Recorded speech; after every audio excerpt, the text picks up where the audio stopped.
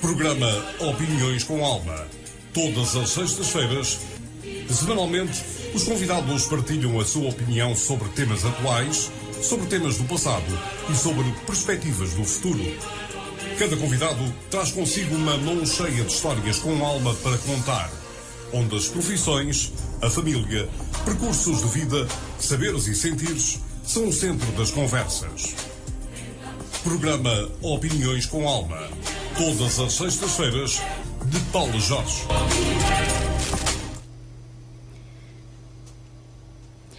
Muito boa noite, sejam bem-vindos ao programa Opiniões com Alma. Um programa que tem sempre um convidado para nos dar a sua opinião sobre temas atuais, sobre temas do passado e sobre as perspectivas do futuro.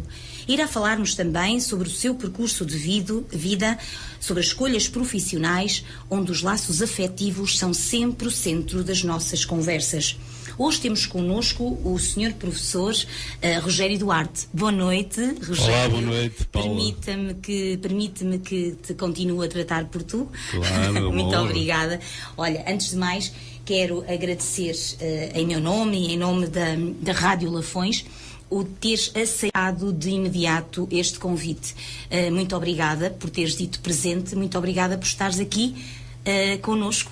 E com o nosso público, o nosso auditório, que é a Rádio Lafões. Eu é que agradeço o simpático convite que me formulaste, pois é com todo o prazer que estou aqui presente neste teu programa, que eu muito admiro, e quero cumprimentar também todo o vasto auditório da Rádio Lafões.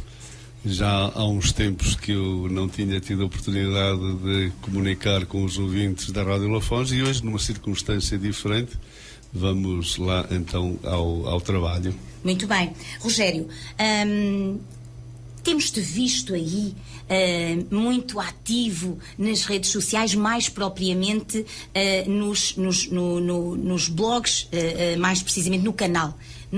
Vamos começar por essa parte, até porque as crianças adoram ouvir as tuas histórias. Tu tens tido uma experiência ao nível desta nova versão fantástica. Como é que o público está a aderir a este teu canal? Olha, para o tempo que o canal tem, acho que está muito bom. Mas se calhar até era interessante recuarmos um bocadinho. Explicar porque que apareceu o canal. Ora, muito bem. Eu, em 2001, publiquei uma coletânea de 3 livros, acompanhados de um CD áudio. Como é que se chamavam esses livros? Histórias com música. Histórias com música. Na altura teve algum sucesso. O primeiro livro sei que foram vendidos cerca de 5.000 exemplares, o que foi muito bom. Muito bom mesmo. E depois dos outros já não tenho de cabeça. Sei que foram menos. Rogério, situa-me pré-escolar e primeiro ciclo? Eu dividi as histórias mais ou menos por faixas etárias. Portanto, o primeiro livro eu tinha destinado a crianças mais ou menos de 6, 7 anos de idade. O segundo livro, 8, 9.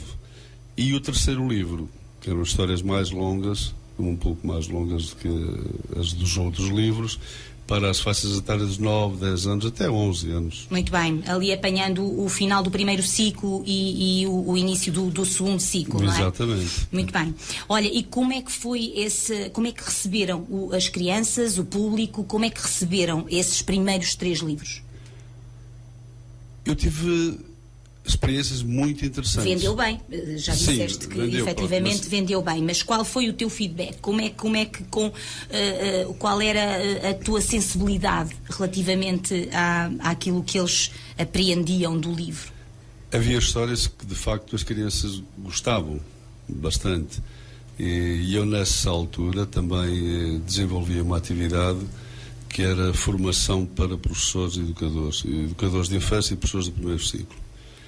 E é quando dessa atividade que eu fiz aí quase pelo país todo, foi até deixa-me ver, Beja e lá para cima, para o norte, Monção e por aí além, corri praticamente o país todo, e foi uma atividade muito interessante. E depois, como sequência dessas ações de formação que eu dava para professores, houve muitas escolas que me convidaram para fazer ações específicas para crianças, encontros como autor, como escritor, para crianças. E aí é que eu via, de facto, o feedback, o retorno daquilo que eu tinha escrito. E posso dizer que tive momentos de grande felicidade. Recordo-me que num desses encontros, deixa-me ver, foi ali perto do Porto, agora não me consigo lembrar, mas daqui a pouco pode ser que me lembre. Eu entrei dentro do espaço onde ia decorrer a ação e havia em várias salas cenários que eu conheço isto a um lado, mas onde é que eu conheço isto? E então depois associei, como é evidente, e era à tua própria história. À minha própria história, mas era uma coisa mesmo imponente. Recordo-me que foi da história de Vi um OVNI. Portanto, a ação, o encontro com as crianças decorria num espaço de forma circular e havia umas bandeiras desde do teto da sala até ao chão que criavam ali um espaço fechado e onde estavam desenhados os motivos, eram precisamente as ilustrações. Por acaso foi uma sensação muito agradável. Eu tenho um registro fotográfico disso, de quando em vez ainda dou uma vista de olhos. Outra situação também nesse mesmo encontro foi uma representação teatral do Escurinho e do Lobo Bom. Portanto, que eu ali no Escurinho e o Lobo Bom tento contrariar o Lobo Mau, não é? Então é um Lobo Mau, deixa-me arranjar aqui um Lobo Bom. E pronto, e também está publicado no canal. E recordo-me que uma das crianças que participou, que fez a representação, a parte dela, era uma criança com necessidades educativas especiais e deslocava-se numa cadeira de rodas. Eu fiquei com esse registro. A criança participou de uma forma espetacular e foi muito gratificante.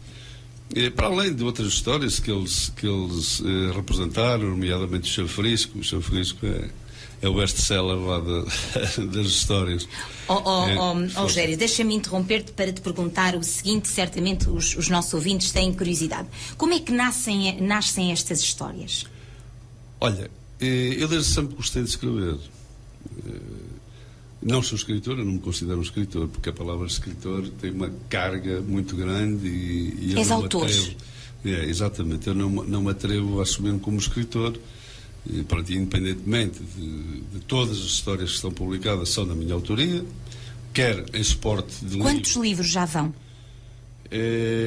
Neste momento não podemos falar em livros. Então, eu publiquei aquela coletânea, 3 livros, depois publiquei também um paralelo, portanto, esta história que foi a Ovelha Malhada, também correu muito bem, e depois parou, porque entretanto fiz uma pausa, mudei de atividade profissional, digamos, e entretanto era incompatível. Portanto, não podia continuar com esta atividade. Foi na altura em que estiveste como vereador? Exatamente. Isso, na altura em que estive no exercício político aqui no nosso Conselho. Estive a desempenhar o meu dever cívico. Tu desde sempre estiveste ligado à cultura, Rogério. Portanto, sim, de uma forma ou de outra, de facto, és muito apaixonado, és muito sensível a esta temática. Particularmente gosto. Acho que a cultura, que é algo que pode mexer com as pessoas, é algo que transforma as pessoas. E a pena é que muitos dos decisores, e não só decisores, muitos dos cidadãos não tenham essa consciência. E pessoas até com responsabilidade na formação das gerações futuras, não é?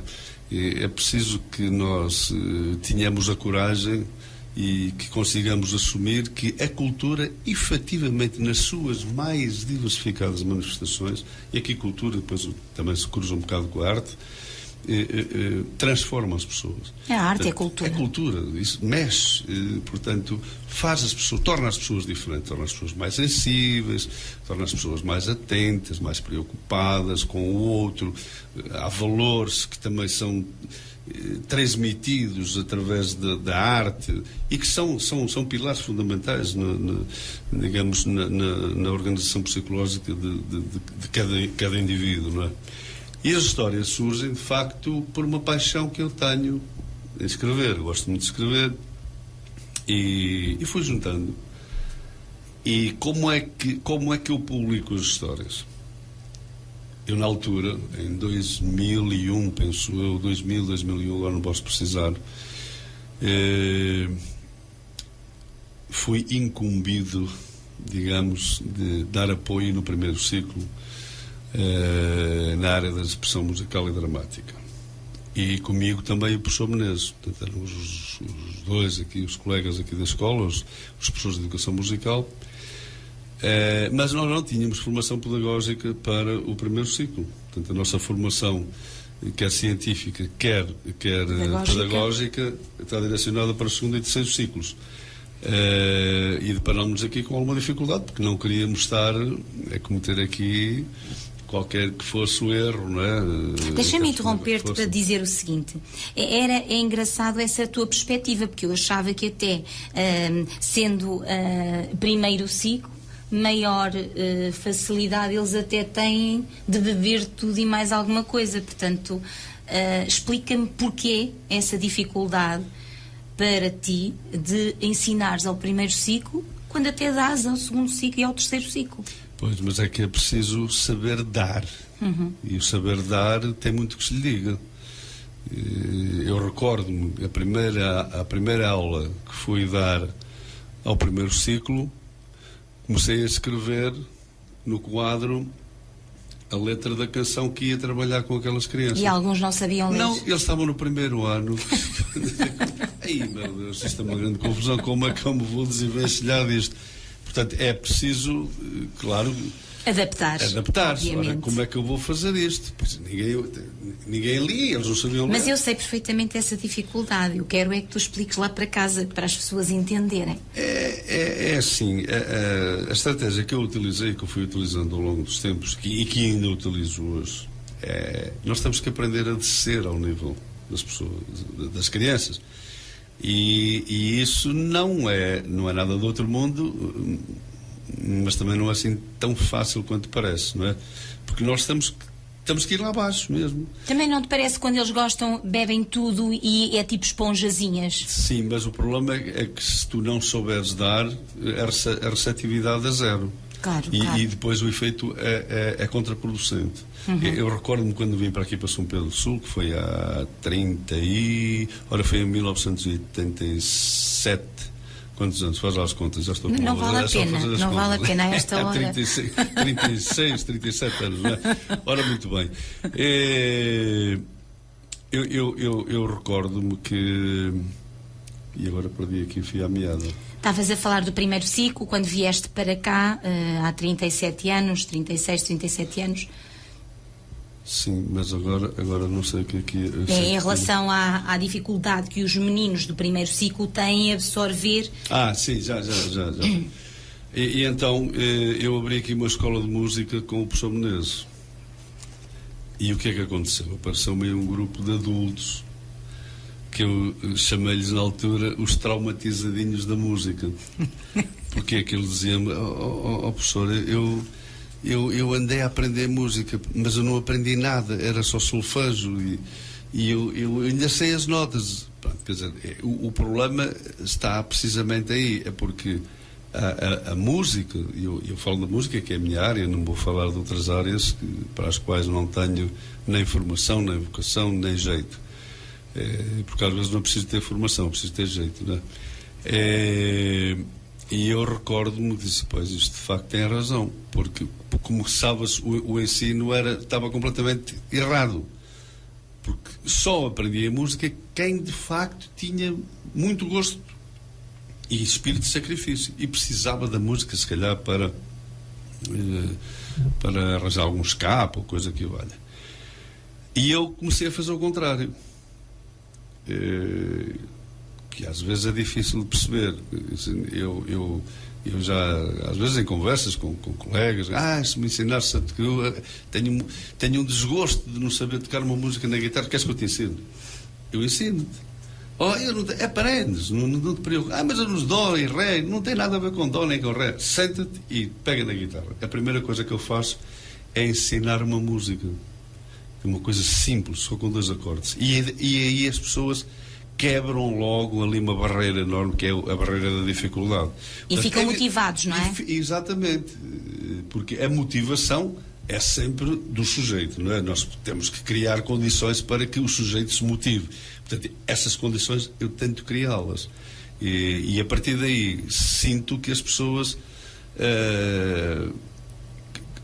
ultrapassam aquela barreira, aquela dificuldade que elas estavam psicologicamente. Isto é difícil. Afinal, eu sou capaz. Eu sou capaz. E a partir dali, é o beabá da música. E depois vamos começando e depois as coisas vão evoluindo, não é? E quando a pessoa já está segura e já acredita que consegue, não é? É muito mais fácil. A aprendizagem começa a ser muito mais fácil. Eu faço isso com as crianças. Ainda no domingo, que fui convidado para participar numa atividade ali da Nora. No Lanteiro do Rio? No Parque das Nogueiras, sim. E eu levei várias crianças e só não foram mais porque estavam de férias. É evidente, as famílias têm as suas vidas organizadas e não iam interromper um período tão importante para todos, né? Para os pais e para as crianças, para participar numa atividade destas. Mas ficaram com pena. E muitas daquelas crianças começaram a tocar este ano nas minhas aulas. Eu não consigo. Pega na guitarra, as pessoas. Vá, anda lá, vá. Tu consegues. E agora gostam de música. Portanto, isso é uma forma de as atrair para a música. Portanto, eu começo o processo ao contrário. A parte da linguagem musical é secundária. Porque nós não estamos aqui, eu não estou aqui a formar músicos, eu não sou professor de música, eu sou professor de educação musical, que são coisas completamente diferentes. Sim. És professor de música? Não, eu sou professor de educação musical. Se eu fosse professor de música, eu era professor de um instrumento, de violino, claro, é mais de piano. específico. Claro, eu sou professor de educação musical. Portanto, eu procuro, através da música, educar dentro dos limites de cada um. Dos limites de cada um. E voltando outra vez à questão do primeiro ciclo, eu percebi o que é que eles queriam. E então comecei a trabalhar com eles.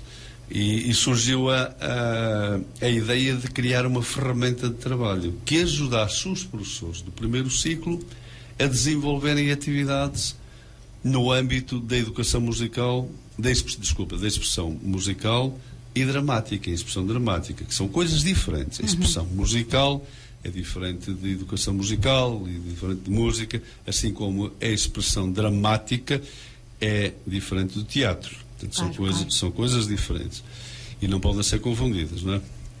Depois elas encaixam-se, não é?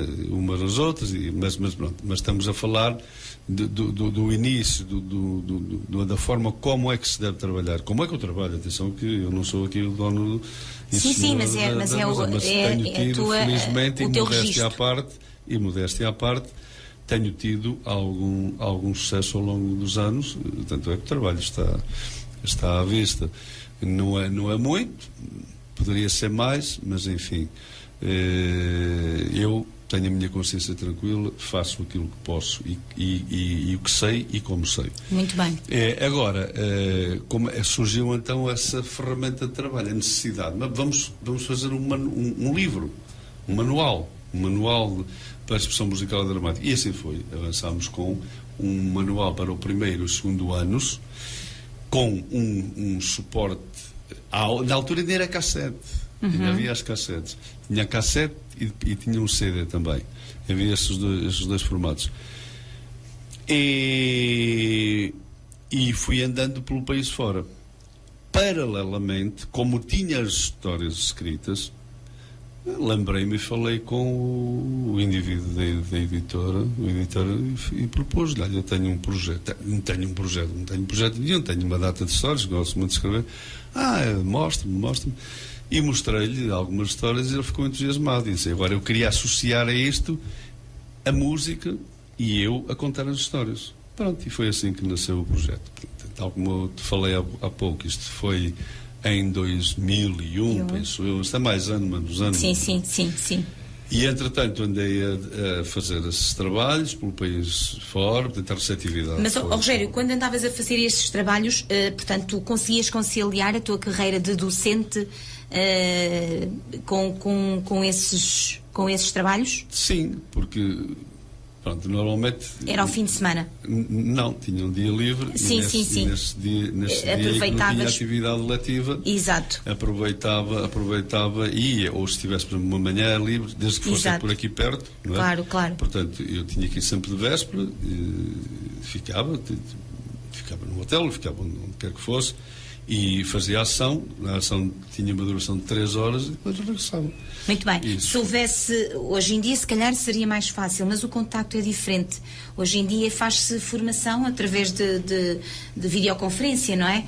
Se bem que esta temática carece do contacto, da presença física, não é? Digo eu. Porque, olha, as ações, por acaso, foram bem sucedidas, porque eu no desenrolar da ação, interagia muito com os professores. Eu recordo-me... E levavas instrumentos também? Não, levava o suporte áudio. Levava uma guitarra. Sim. A guitarra, havia algumas músicas que eu tocava com eles. Mas depois e recordo-me que é uma música que eu vou lançar um dia desse, que tem a ver com a prevenção rodoviária. Portanto, o texto que eu escrevi ensina os meninos a terem cuidado e como responsáveis a atravessar a rua, e aquilo tem uma dança associada. Então eu chamava as pessoas, por vezes apareciam pessoas que não tinham o mesmo jeito, nenhum, que eram um fartal terrível, mas acabava por ser divertido. Sim, quebra o gelo, não é? Quebra o gelo. Fazia outras, os 4 gatos, que ainda aqui há dias fiz com os miúdos. Esta música dos 4 gatos tem 20, 21 anos, 22. E fazia com os professores. Mas, Rogério, pode-se fazer. Agora estou-me a lembrar essa questão da prevenção rodoviária. Como sabes, em Cidadania nós temos um dos conteúdos, um dos temas é precisamente a prevenção rodoviária. Pode-se fazer trabalhos magníficos e ideias e parcerias espetaculares. Certamente que já foste convidado para essas situações de... Não. Relativamente à cidadania e desenvolvimento. A cidadania, eu tenho sido professor de cidadania. Certo. Eu tenho, olha, deixa-me ver quantas peças escritas tenho. Olha, tenho tela dependente, que tem a ver com os médios. Isso. Tenho a alimentação, que tem a ver com a saúde, não é? Que é um tema que a gente trabalha, saúde. Tenho tem a ver com culturalidade, literacia financeira e educação para o consumo. Sim. Tenho também como é que eles chamaram? Foram os miúdos que batizaram o texto. Ou seja, eu aqui... É um milheiro. Não é um milheiro, não. A poupança. Muito bem. Tu já tens temáticas, canções para todos esses conteúdos? Não, são peças de teatro. Eu escrevi, Fantástico. São pequenas peças de teatro, e depois os miúdos fazem a representação. A minha turma este ano, que eu sou diretor de turma, fui diretor de turma e dava cidadania e desenvolvimento. Cidadania e desenvolvimento, e preparámos 2 temas. No dia 16 de outubro, que é o Dia Mundial da Alimentação, fizemos uma apresentação com teatro de fantoches. Os fantoches, por acaso, não foram construídos por os alunos dessa turma, tinham sido construídos pelos alunos da turma anterior, que depois já não houve, foi extemporâneo, porque como o Dia Mundial da Alimentação é 16 de outubro, eles não tiveram tempo de construir os fantoches. Eu pedi-lhes autorização, os meninos deixaram lá os fantoches, e então a turma este ano já teve tempo para preparar, para ensaiar a peça, e foi representada para todos os alunos do segundo ciclo, para todas as turmas do segundo ciclo aqui da escola, do Agrupamento de Escola São Pedro. Depois preparámos o Tela Dependente, que tinha a ver com os médios, muito interessante, teatro. Apresentámos no Dia Mundial da Criança a todos os meninos da educação pré-escolar e do primeiro ciclo de ensino básico. Os atores adoraram, Os miúdos adoraram, porque depois, para além da peça de teatro, ainda tem uma música também associada. Cantaram, foram eles que fizeram a coreografia da música. Portanto, há aqui um envolvimento ativo da parte dos alunos, eles têm uma participação muito aprazível. Eles gostam. E é assim que os conteúdos ficam lá. Não, é isso, porque eu queria chegar aqui, porque, tal como falei no início, eu acho que nós esquecemos-nos um pouco das artes na educação. E as artes são um veículo facilitador da transmissão de aprendizagens. Está provado cientificamente. Nós continuamos a apostar no português e na matemática. Português, matemática, português e matemática. Quais foram os resultados agora das provas da frição a português e matemática? Um desastre. Alguma coisa está errada. Algo está errado. Portanto, eu julgo que está na hora dos responsáveis pela educação em Portugal, que somos todos, enquanto professores, enquanto cidadãos, mas a cúpula. Enquanto encarregados de educação. E encarregados de educação, exatamente, que são elementos, são parceiros fundamentais na educação. Cada vez têm mais peso. Sim, cada vez têm mais peso. E ainda bem? E ainda bem, sim. Desde que eu acho que nós temos bons encarregados de educação, temos alguns que ainda não perceberam muito bem qual é o papel deles, mas lá irão, e se forem, digamos, informados, devidamente informados, percebem qual é o papel, porque cada um tem o seu papel, não é? É preciso depois que concentremos as sinergias, não é? Que cada um com o seu exercício, no seu exercício, consiga fazer o melhor para que nós venhamos a ter, de facto, bons alunos e acima de bons alunos, bons pessoas cidadãos, pessoas felizes e pessoas bem formadas. Isso mesmo. Isso é que nós precisamos. Nós estamos, penso eu, que tentar contrariar ao máximo o egoísmo que começa a ficar instalado nas camadas mais jovens. Como é que tu vês isso? Porquê é que tu dizes isso? Como é que tu vês esse egoísmo? Eu vejo porque no decorrer até das próprias aulas, e tu também és professora, sabes bem que nós estivermos um bocadinho atentos, e se às vezes provocarmos algumas situações em que estejamos à espera da solidariedade, dás conta que raramente, não estou a dizer que é sempre, mas raramente aparecem gestos de solidariedade. Portanto, há aqui digamos, um extravasar de egoísmo que não é bom para as crianças, não é bom para a sociedade. Mas eles bebem esse egoísmo de alguém. É um reflexo. Então, o homem, de todos nós. Claro, de então, todos nós. O problema está aqui, é que nós esquecemos, nós adultos, não é? Nós pessoas, porque a criança absorve aquilo que lhe é dado. Claro. Portanto, se a criança crescer num ambiente saudável, num ambiente de cultura, um ambiente de bons hábitos, um ambiente familiar bom, um ambiente social bom, portanto a criança obrigatoriamente vai ser uma pessoa equilibrada. E nós temos tantos exemplos, milhares de exemplos, que diariamente, pequenas coisas que eles depois repetem e bem, e levam para casa, e depois os pais vêm nos dizer: foi isto, foi aquilo, foi aquilo outro, e de facto agradecem os bons exemplos que vamos dando aos jovens, às crianças. Rogério, deixa-me interromper-te para te perguntar o seguinte: há quantos anos és professor? Eu sou professor fez no dia 28 de fevereiro 36 anos. Ainda te lembras da tua primeira turma? Lembro-me da primeira aula. Da primeira aula? Lembro-me da primeira aula. Estavas nervoso? Não. Descontraído? Descontraído, absolutamente descontraído. E até te digo... Foi onde? Foi na sala A12. Em Oliveira de Frades? Não, em São Pedro em São Pedro do Sul. Foi na sala de... Olha, vou-te dizer alguns dos alunos. Daniel Martins, Esther Matos, Catarina Pinho, Susana Ramos, que foi minha colega aqui, vereadora, Teresa Sobrinho, que é a atual vereadora, Fátima Mouro, que é de...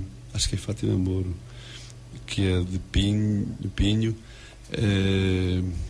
aquele jovem não, que ele já tem, eu não posso dizer a idade deles, não posso. Mas já tem uns anos. Que é para não saberem a tua. O Matos, não sei, a minha é fácil de saber. O Matos, mais, deixa-me ver quem mais. Pelo menos destes. Essa 8, ficou marcada. Ficou. É engraçado, e lembras-te perfeitamente, do momento das crianças. Da primeira aula. De então. E é muito agradável,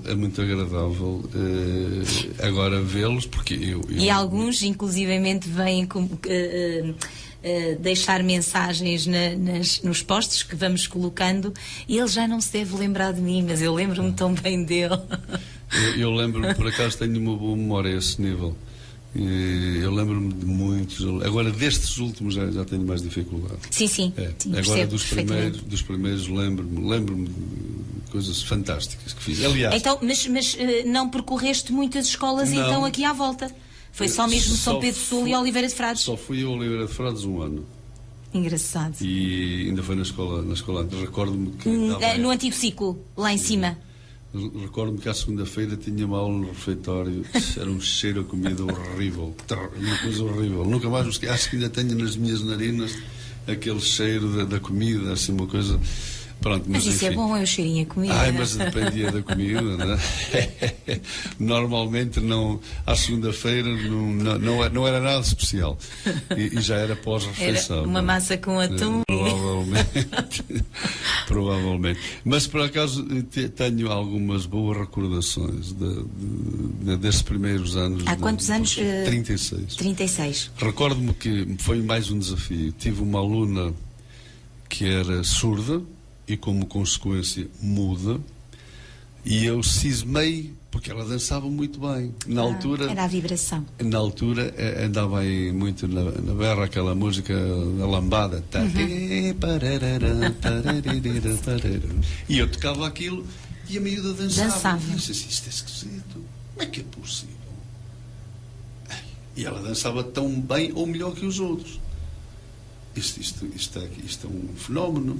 Não ouvia rigorosamente nada. E eu digo assim, eu vou ensinar esta miúda a tocar órgão. E na altura eu tinha aqui a escola de música com o professor Menezes, era ali no shopping, e tínhamos lá um piano acústico. E eu, depois de já lhe ter ensinado a tocar a ler, eram coisas muito simples, mas ela tocava aquelas duas musiquinhas, mas não ouvia. E depois eu ficava ali num dilema terrível. Será que eu estou a violentar a criança? Sim. Como ela não ouve, mas ela gostava. Porque o órgão eletrónico, a vibração é mínima, não é? E eu então lembrei-me de ele levar ao piano acústico. Ele veio lá para a escola e com mais 3 miúdos. Foi na altura isso foi em 1991.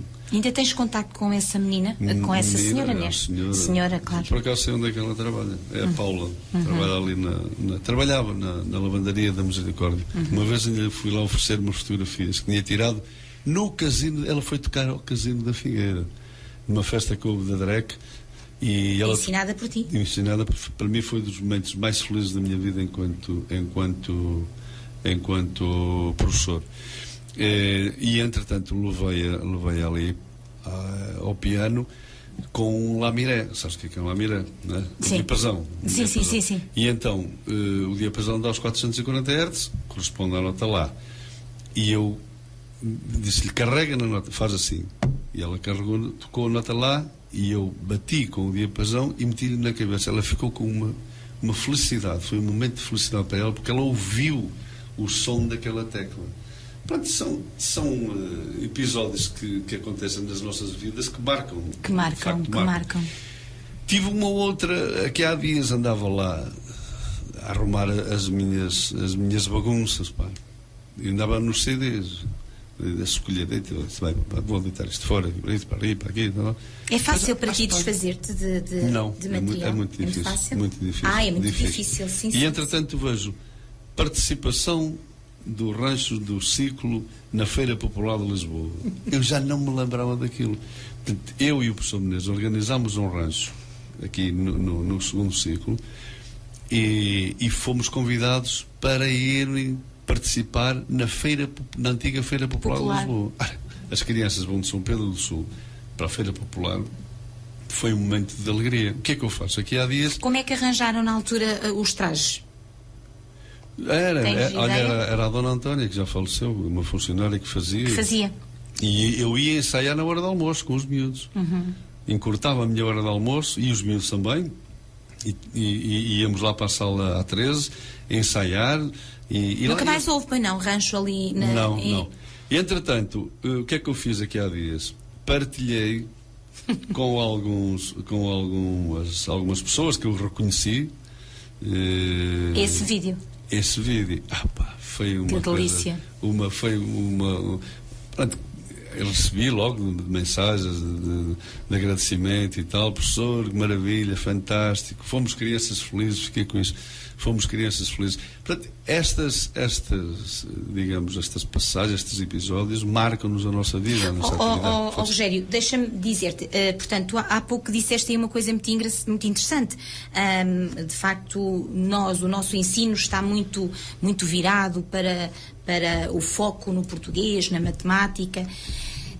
Efetivamente, estas áreas são áreas que os alunos, por norma, gostam muito. A educação física, as artes, agora não há os trabalhos manuais, mas é EVT, educação tecnológica, educação visual, educação musical.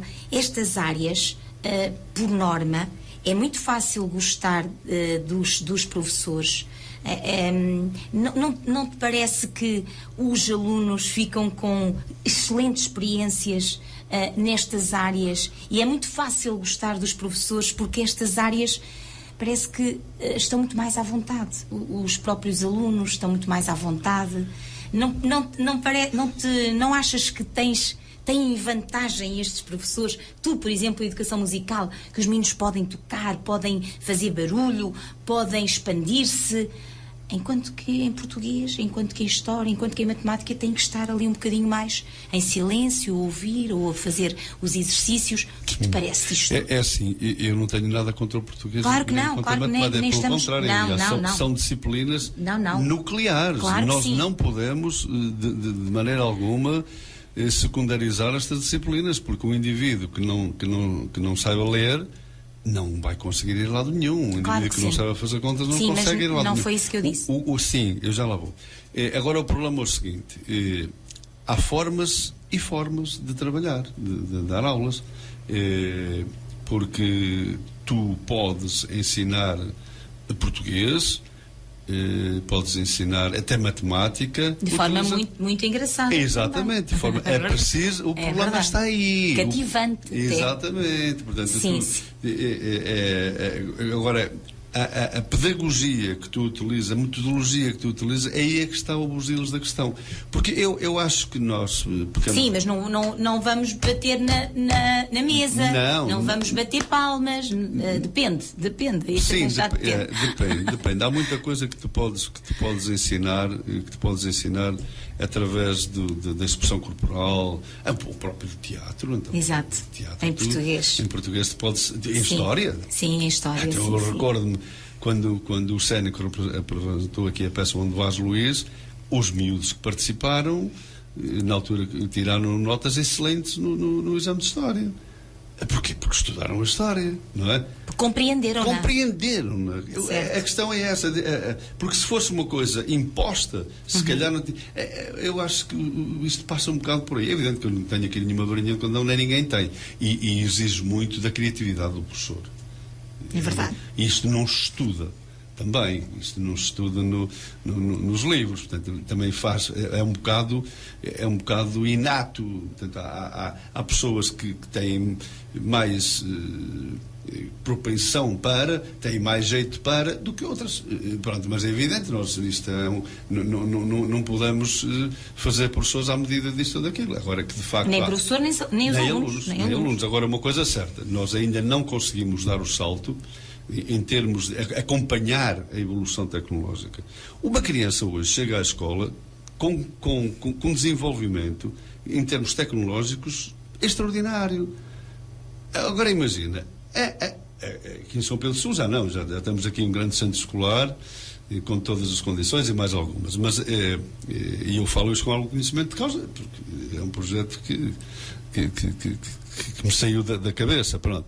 Foi uma ambição que eu nunca desisti enquanto fui vereador, e a obra está aí, não a terminei, portanto já foi outro executivo que a terminou, mas o projeto, a localização daquele projeto, já agora, se quiser, não queria estar a falar muito nisto, se calhar estamos a desviar. Sim, não, mas faz tudo parte da cultura. Não, faz parte, sabes porque é que aquela, e se calhar, eu não quero ser mal interpretado, nem quero estar aqui a ser egoísta, mas foi a minha experiência enquanto pai que fez com que aquele centro escolar tivesse sido ali implantado. Sabes porquê?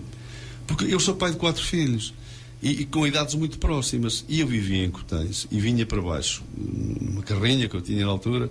Quando chegava ali, um tinha esquecido de um sapato, o outro vinha com as botas trocadas, o outro tinha deixado o lanche em casa. Aquilo era uma confusão diabólica. Chegava à ponte, tinha uns semáforos, e eu tinha aulas também para dar. Portanto, eu tinha que deixar um no jardim, o outro na primária, o outro ia para o ciclo. Ai, santo Deus, que era um stress logo de manhã, que era uma coisa terrível. Digo assim, se eu algum dia tivesse poder, as escolas tinham que estar todas juntas. Porquê? Porque facilitava imenso a vida dos pais, não é? Claro. E isso veio a acontecer, por ironia do destino. Porque estava prevista a implantação de um pavilhão gimnodesportivo, se é assim que se chama, tipo B2, que eu nunca percebi, uma monstruosidade, depois estas coisas assim da fantasia. E aquilo foi andando. Depois ocorreu uma ideia, é evidente, falei com o Presidente da Câmara, a minha sugestão era esta, muito bem, era eu que tinha o pelouro, e avancei com o estudo. E, portanto, bem, que hoje está um projeto maravilhoso. Não, porque... Mas, Paula, e muito prático, claro, muito funcional. As pessoas chegam ali, abrem a porta, o círculo já fechou na altura, mas isso, se quiseres um dia fazer um programa sobre isso, eu também estou disponível. Mas não é a área que eu quero, já passou, o edifício está lá, isso é o que é importante, e as crianças têm condições. Mas onde eu queria chegar? Portanto, nós temos aqui uma escola com todas as condições. Tem lá um auditório para assistir a 20, porque era sempre um problema, tem capacidade para 50 lugares sentados, vem um escritor, vem isto, vem uma palestra, tem lá espaço para isso. Portanto, tem um refeitório, tem um ginásio, um pequeno ginásio, era o primeiro sítio, não é um pavilhão, um polidesportivo, uma coisa, tem as dimensões mínimas de um campo de basquetebol. Um belo refeitório. Tem piso radiante, precisamente para dar conforto, porque as crianças estiverem com os pés quentes, estão bem. Qualquer pessoa, se estiver com os pés quentes, já está bem. E, portanto, agora eu só falei nisto porquê? Porque nós temos condições físicas, materiais, para as crianças terem tudo. Agora, é diferente, completamente diferente, por exemplo, de uma escola aí do meio rural. Portanto, estamos a falar de escolas do plano centenário. Não é? São completamente diferentes, não têm climatização, a climatização é uma salamandra, tem isso. Quer dizer, e as crianças que chegam a este centro escolar, ou que chegam a uma outra escola, não quero estar aqui a referir nenhuma, para não ferir suscetibilidades, a uma outra escola desses dos meios mais rurais, elas, se calhar, em termos de evolução tecnológica, estão no mesmo patamar, mas vão se encontrar em espaços completamente diferentes. Portanto, a escola é motivante para elas? Será? Não sei se me estou a fazer entender. Quer dizer, é complicado, é muito complicado, acho que é muito complicado. Aqui há aqueles que depois dir-te-iam assim, mas está no espaço rural, ter a aldeia à sua volta a protegê-las é tão bom, e andar com os pés na terra e ter as tecnologias na sala igual é tão bom.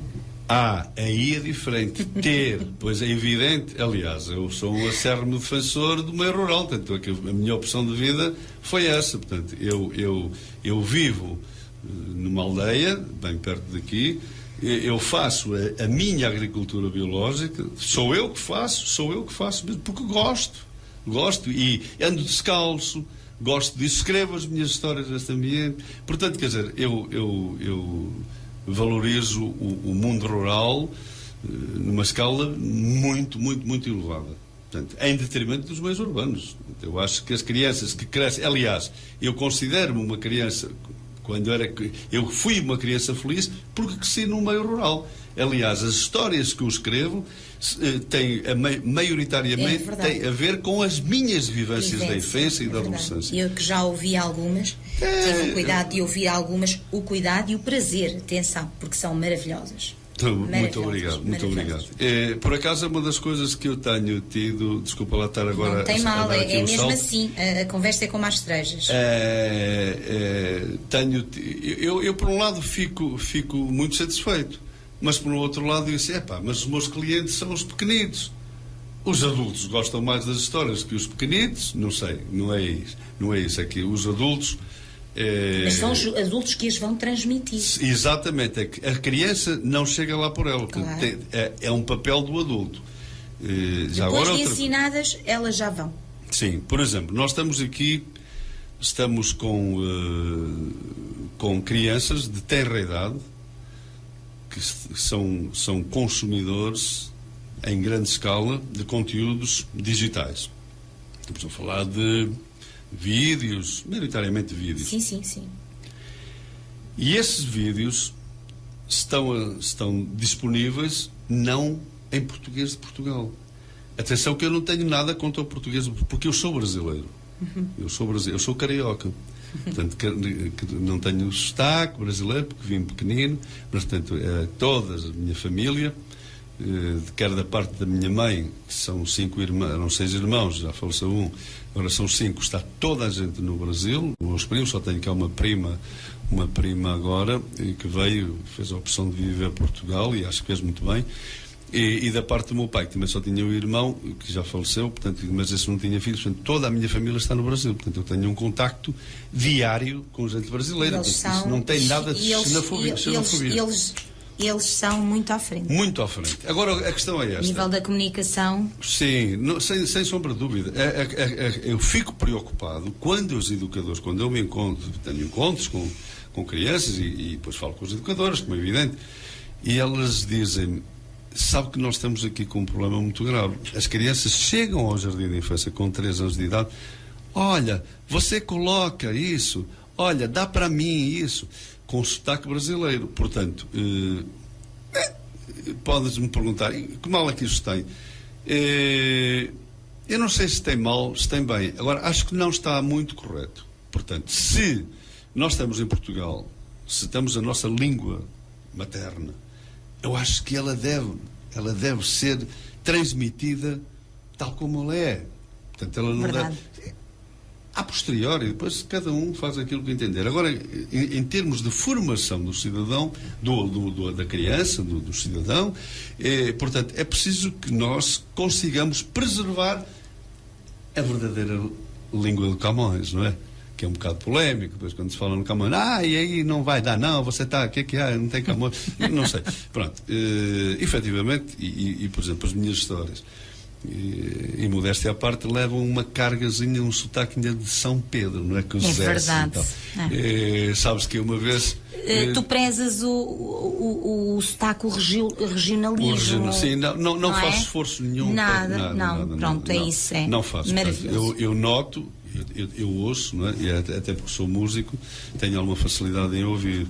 E eu próprio sinto a carga que eu ponho nos S, não é? Mas eu não tento corrigir, nem vou corrigir. Sim, claro. Aliás, porque recordo uma vez em Barcelos, há um indivíduo, as relações não todas avaliadas, e parabéns por contar a história com o sotaque de Viseu e tal. Porque isso também tem o seu valor. Tem.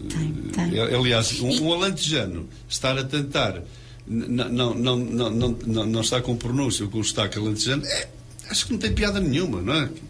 Somos assim. E hoje em dia tu vês que a diversidade é muito mais rica, não é? É na diversidade que está a riqueza. Sim. E vês até mesmo a nível da comunicação, a nível da televisão, aparecem já jornalistas com sotaque portista, com sotaque do norte, das beiras, quer que seja, e as pessoas encantam-se com esses sotaques e regionalismos, não é? Mas eu acho que isso é a riqueza da nossa língua. Isso mesmo. Eu não sou linguista, mas Acho que isso é bom. É bom preservarmos isso. Isso mesmo. Agora, é evidente, acho que não é bom para as crianças. Mas isso é muitas horas a ouvir Felipe Neto, não é? E Rezende, e... eu sei exatamente do que falo. Eles consomem muito. Porque eles são muito bons, eles sabem captar e sabem transmitir a mensagem, são efetivamente.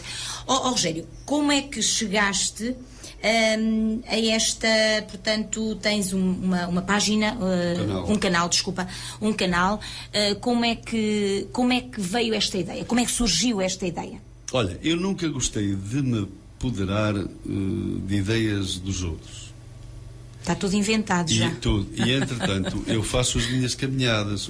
Se calhar hoje ainda vou fazer uma caminhada, vamos lá ver, se não for desencaminhado.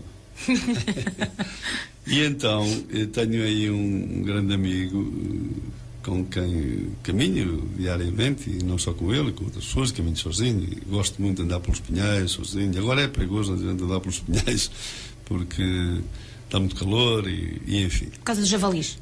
Os javalis só andam de noite, são notívagos.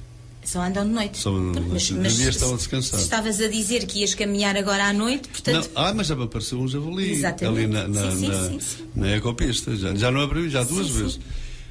Mas, entretanto, estávamos a falar atividades das pessoas e tal, e isso, diz, mas tu tens as histórias, porquê que não pegas nisso? E colegas também da escola, nomeadamente até eu não vou falar em nomes, pronto. Eu não vou falar em nomes porque é sempre...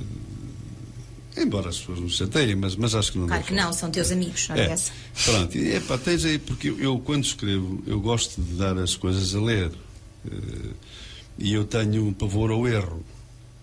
Tenho pânico. Eu, quando vejo um erro escrito por um professor, não gosto.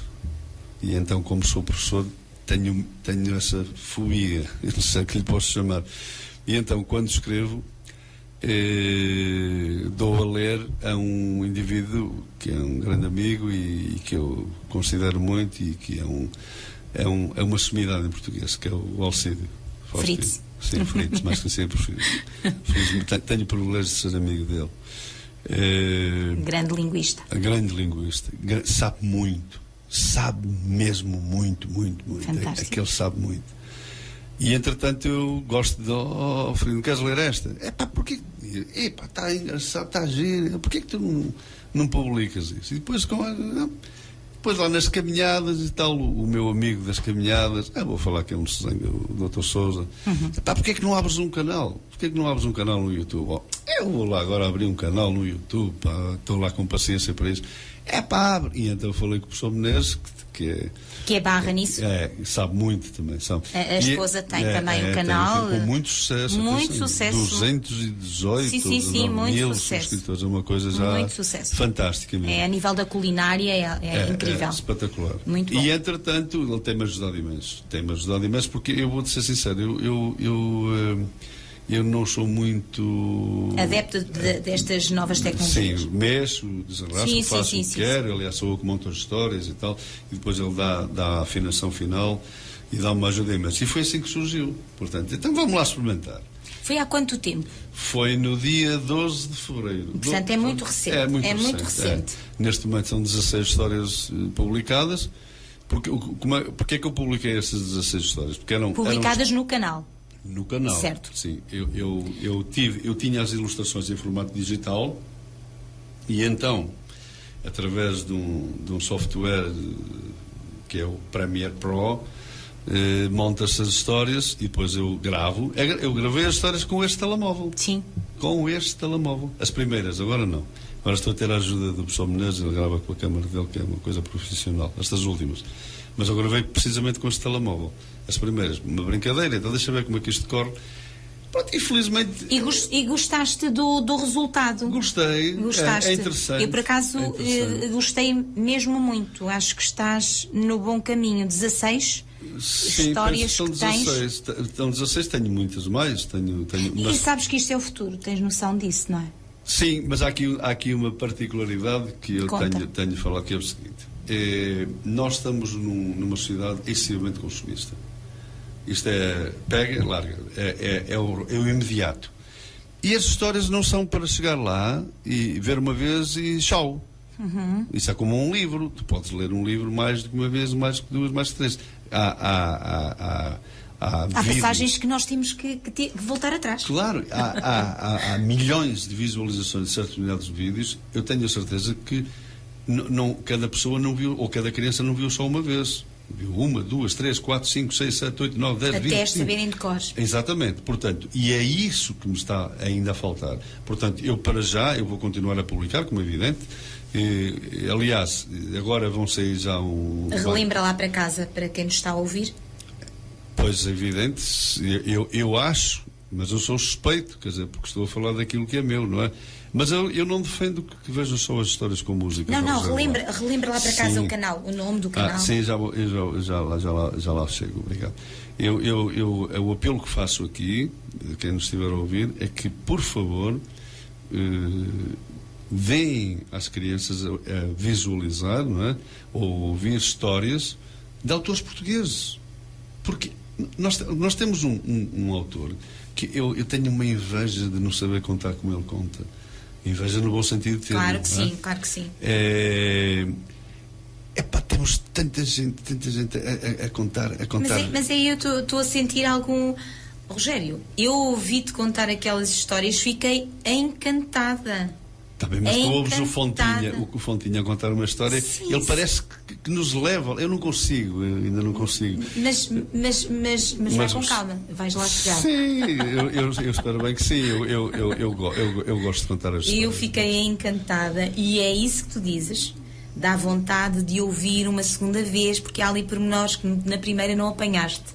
E depois é tão interessante a forma, isso que tu estavas a dizer, o relembrar a infância, aquilo que tu viveste nessas histórias, os valores que tu vais buscar, a forma correta de pronunciares as palavras, é uma delícia e é uma mais-valia. Eu fiquei a adorar, sou sincera. Muito obrigado. Eu espero bem que os ouvintes da Rádio Lafões e do teu programa em especial que fiquem curiosos e que visitem o canal das histórias com música do Rogério Coelho e que subscrevam. Quando se fala em subscrever, por acaso ainda ontem... As pessoas pensam que vão pagar alguma coisa. Pensam que vão pagar. Não pagam rigorosamente nada. E o problema é o seguinte... É só colocar lá o e-mail e a palavra passe e é nosso. É evidente, e quando quiserem deixar de subscrever... Exatamente. Aparece logo, inscrito. Ainda hoje eu fiz isso no teu canal. Eu vi. Apercebi-me disso. Ainda hoje eu fiz custa isso. Nada. É a coisa mais simples. Então, se houver pessoas que até que tenham mais do que uma conta, podem subscrever em várias contas. Exatamente. Agora a questão e lá em casa vou dizer às minhas filhas para subscreverem também, porque efetivamente é delicioso. Olha, obrigado. É delicioso. Muito obrigado. Fico lisonjeado. Não tens que agradecer, é mesmo verdadeiro. Mas, obrigado. Mas como eu estava a dizer, ainda anteontem, estive a resolver uns assuntos, foi ali em Budiosa, em Queirela não, nas Vendas, e depois estava uma senhora, Rogério, o teu canal, eu adoro as tuas histórias, pá. Olha, então eu vou-te enviar uma história, porque eu tenho uma quantidade de histórias para publicar, mas algumas que não dá para este formato, são demasiado longas e depois fica, se fosse feito em desenho animado, aí era diferente, mas ainda lá não cheguei, não sei se lá chegarei, porque isso são outras questões.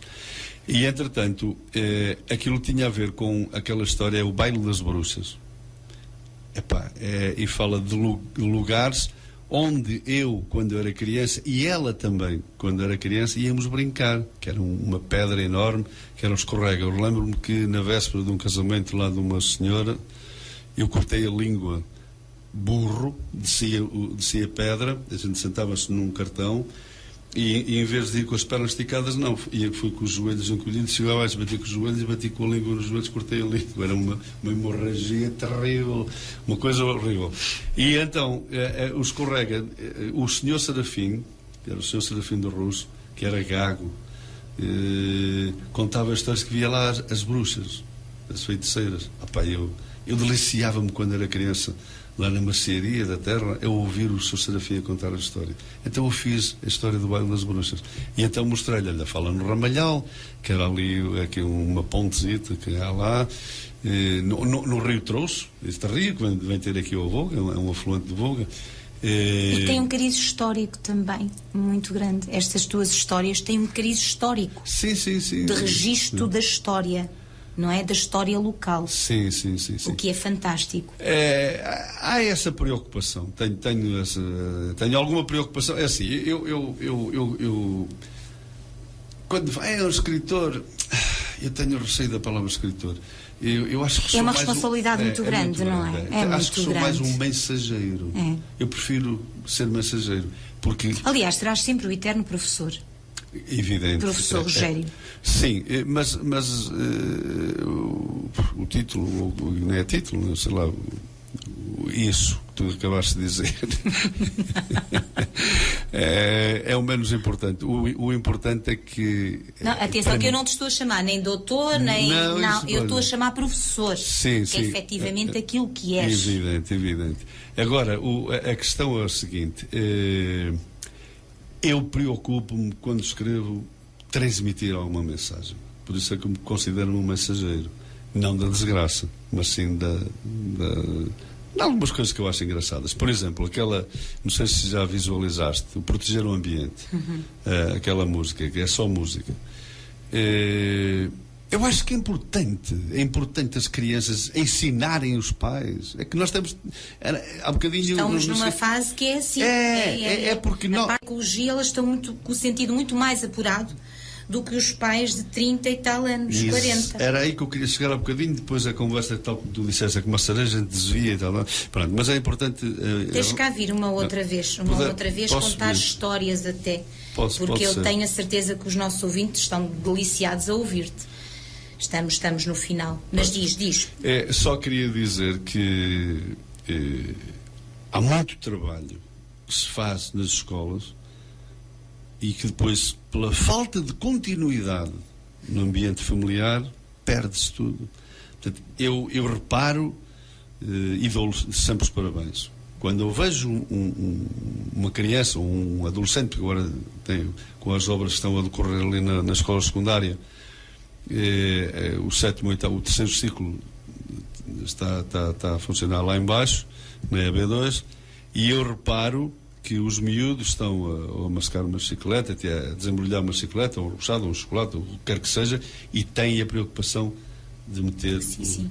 Eu fico contente com isso. Agora, o problema é que, quando eu vejo os adultos a meterem garrafas de vidro num contentor que é para resíduos indiferenciados, eu fico revoltado. E a dieta do cigarro pela janela fora do carro. É horrível. E as crianças e as crianças adolescentes já não fazem isso. Não, têm muita noção e percepção e sensibilidade para fazerem essas separações. Eu recordo-me quando foi inaugurado o Ecocentro, que foi na altura, penso eu, não quero estar errado, mas era Presidente da Câmara o Dr. Bandeira Pinho. Eu comecei a selecionar os lixos. Eu ainda vivia aqui na Rua Direita, porque era uma das coisas que me causava espécie. Os meus filhos cresceram assim, sempre a selecionar os lixos. Portanto, eu estou em Cotéis há 27 anos, foi 26 de maio de 1995, portanto fez agora 27 anos, sempre Mas tens noção que o pai e a mãe são os melhores modelos, os melhores exemplos, não é? É evidente, portanto... Por melhores professores que tenhamos, mas o pai e a mãe é sempre a referência fundamental. Eu, há uns anos atrás, em conversa com um ex-aluno meu, eu estava ali em funções na Câmara. Professor, vocês aqui do... amigo, o senhor está completamente enganado. O senhor está com... A escola tem uma função formativa e educativa, mas educativa de dar continuidade à educação, à boa educação que devia vir de casa. O professor ensina. O professor ensina, claro, é evidente. E isso está um bocado subvertido. E é importante, eu acho que é determinante para que tenhamos uma sociedade justa, leal, bem formada. É importantíssimo que os pais, honesta acima de tudo, é importantíssimo que os pais percebam que a educação é dada em casa e preferencialmente devem dar uma boa educação. Devem dar uma boa educação. Agora é assim, depois esbarramos aqui, como é que se vai dar uma boa educação se não se é educado? O problema está aí. É aí a questão, os ilhos da questão. Mas pelo menos que sejam atentos, não é? E que se preocupem em, pelo menos... Passar valores. Passar valores. Os valores, sem querer ser aqui um bota de elástico, como dizia o meu avô. Eu acho que há valores que não podem ser arredados. Que nunca saem de moda, não é?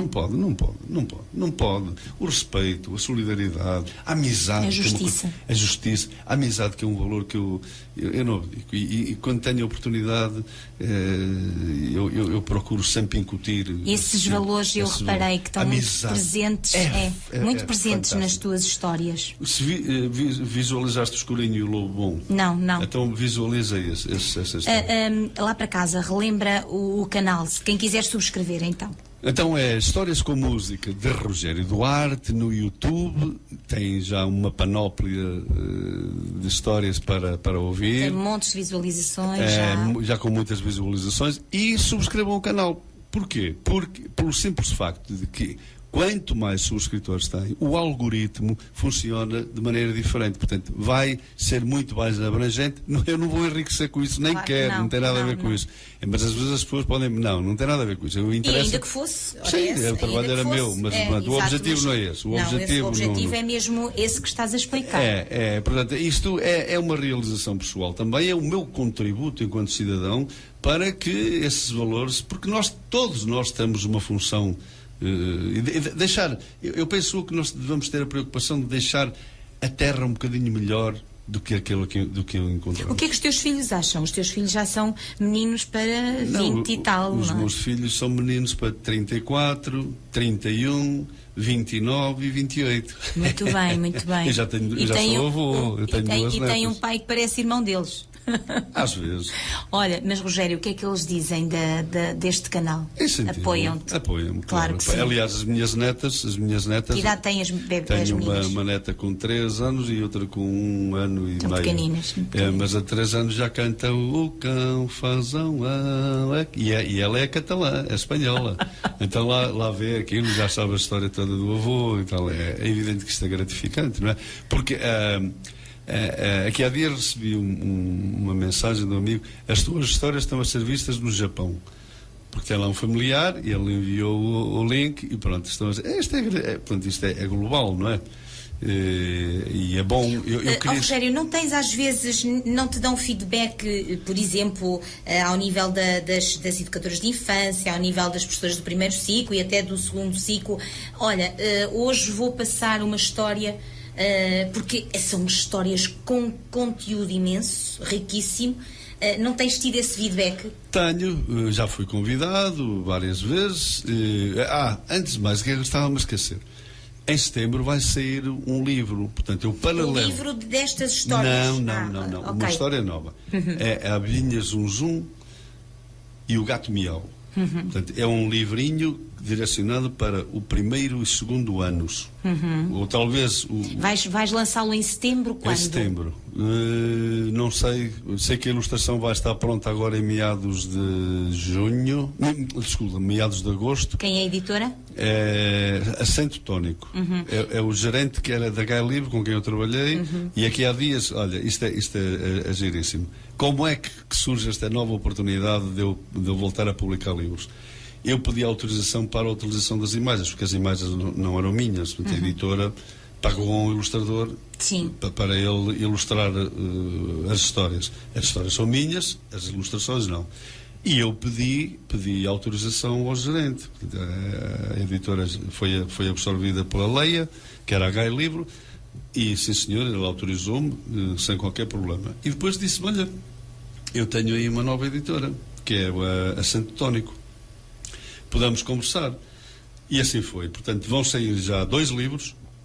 desculpa, um agora em setembro, que é esse. Primeiro e sim, segundo ano? Para o primeiro e segundo. E depois vai sair um outro, que é o Sapo Martelo, que vai também começar a ser ilustrado logo de imediato a este, que é quem está a ilustrar é o Álvaro Pessegueiro. E o Sapo Martelo tem uma mensagem fabulosa. E tem a ver com a proteção do ambiente. É lá depois de tu lês, quando o livro, se quiseres, eu posso te enviar a história, não tenho problema nenhum. Se quiseres ler, eu envio-te o texto em bruto, não é? A mensagem aí é de facto a preservação do ambiente, o combate aos pesticidas, a eliminação dos pesticidas, porque há insetos, há o sapo que come muito bem. Então eles fizeram lá umas histórias, mas não vou contar mais, fica só a curiosidade. Portanto, reforçando aquilo que disse há bocadinho, ou reiterando aquilo que eu disse, considero mais um mensageiro, porque o palavrão escritor, eu tenho medo. Eu não tenho medo de nada. De muita responsabilidade. Mas é uma carga de muita responsabilidade. Eu escrevo, sou autor das minhas histórias. Claro, aliás, sim, eu não claro publico nada que não seja meu. Isso aí é ponto assente. Nós temos contos fantásticos, contos da tradição oral, que é um trabalho que Fontinha faz, mas eu não vou por aí. Portanto, eu tenho o meu estilo, e o meu estilo é este, eu escrevo, tenho sempre a preocupação, não é que eu seja nenhum erudito, que não sou nenhum erudito, mas tenho a preocupação de escrever com uma linguagem muito simples, facilmente entendível, para que as crianças consigam viajar no seu imaginário, porque sem esbarrarem com os palavrões. Exatamente. O que eu quero é que a criança entre dentro da história e que viaje, e se ela tropeçar em palavras que não descodifica de imediato, perde o interesse. Pronto. Os outros que escrevam para eles ficarem mais eruditos, digamos, mais cultos. Muito bem. Rogério, tínhamos aqui conversa para toda a noite, e eu que tinha dito logo no início para preparares aí uma historiazinha, nem vamos conseguir contar a historiazinha, mas fica para outra oportunidade. Okay. Olha, estás convidado, porque isto muito haveria aqui para em setembro, lá para setembro, outubro, para contares como é que foi este lançamento, não é? Já tens ideia se vai ser aqui em São Pedro, se vai ser... Não vou fazer festa nenhuma. Ainda não sabes? Não fazes lançamento? Não, acho Pronto, às vezes é um registro só, mais nada. É porque nós estamos a falar de uma historinha. Uma historinha, pronto. Não se justifica. Claro. Não se justifica. Acho eu que... Se calhar justifica, mas pronto, essa é a tua modéstia e tudo bem. Não é falsa modéstia. Não estou a dizer que é falsa modéstia. Sim, mas é tua humildade. Não sei se me sinto à vontade, mas entretanto a editora também tem uma palavra a dizer. Claro que sim. Eu não posso estar aqui a... E às vezes falamos, e às vezes um lançamento até pode ser num auditóriozinho para crianças. Sim. Percebes? Uma situação assim muito pontual, muito simples, tal como nós somos. Não é? Exatamente. Professores. Rogério, muito obrigada. Queria que deixasses, antes de fecharmos, antes de nos despedirmos, queria que deixasses uma mensagem lá para casa, uma mensagem para os ouvintes que nos estão a ouvir, ao nível das tuas histórias, ao nível da cultura, o que tu quiseres. Uma mensagem. Uma mensagem. E agora vai ser difícil. Não, é muito fácil. É aquilo que eu penso e que eu peço encarecidamente, porque eu conheço, eu trabalho muito com crianças, eu adoro trabalhar com crianças, e as crianças são pérolas preciosas, e nós temos que as respeitar, e nós, para respeitarmos as crianças, temos que lhes oferecer meios e também exigir delas, porque não é só com facilitismo. Portanto, é preciso saber educar. E para educar, existe uma vitamina muito importante, que é uma receita de um terapeuta familiar norte-americano, que é o John Rosemond, que é a vitamina N. Vitamina N. E a vitamina N é não. E quando é não, E quando assim, assim. E tem que se justificar. Portanto, a criança também tem que aprender a conviver com o não. Porque a vida não são só facilidades. E nós, por vezes, estamos a tentar compensar algumas lacunas com bens materiais. Não. O afeto, o amor pelas crianças é determinante. Mas doseado. Portanto, nós não podemos entrar por aí assim desenfreadamente e obsessivamente a querermos dar tudo, aquilo que temos e que não temos. Em nível material, isso é efêmero. Portanto, dar sim é aquilo que é importante, é dar de si, é dar amor, é dar paixão e é dar regras, acima de tudo regras. Eles precisam de regras para crescerem bem. Era essa a mensagem que eu deixava, porque isso é uma ajuda para as crianças. E se quiserem um esportezinho, vão subscrevam o canal. Subscrevam o canal. Exatamente, do professor Rogério Duarte. Rogério, olha, pela parte que me toca, muito obrigada, foi um gosto, foi uma honra mesmo ter-te cá, e também agradecer-te por de imediato teres logo dito que sim, sim senhora. Por isso, tu que já és um profissional com letra grande, teres dito logo sim, eu fiquei muito honrada e fiquei muito feliz, muito contente por de imediato teres dito: vou sim senhora Paula, aceito, lá estaremos. Por isso eu te agradeço, para já pela tua postura, que já a conheço há muitos anos, e pelo teu registro tão simples mas tão nobre. Muito obrigada por estares aqui, a ter feito certamente as delícias do nosso auditório da Rádio Lafões, e tenho a certeza que vais ter muito sucesso, não só no teu canal, como vais continuar a ter muito sucesso ao longo da tua vida, porque tu mereces. Tá bem? Muito obrigado. Olha, a honra foi minha por estar num programa deste gabarito, que efetivamente o teu programa é um programa muito interessante. Portanto, eu é que te agradeço, fico-te imensamente grato e desejo-te as maiores felicidades para a continuação do teu programa, e que o auditório seja cada vez mais abrangente, tenha mais ouvintes e por aí além. Um beijinho para todos aqueles que tiveram paciência para nos ouvir, para as meninas e para os meninos, um forte abraço. Exatamente. Obrigado. Muito obrigada, um beijinho para ti e volta sempre, já sabes, estás convidado. Opiniões com Alma chega ao fim, quero agradecer aos ouvintes a vossa companhia. Até para a semana, se Deus quiser.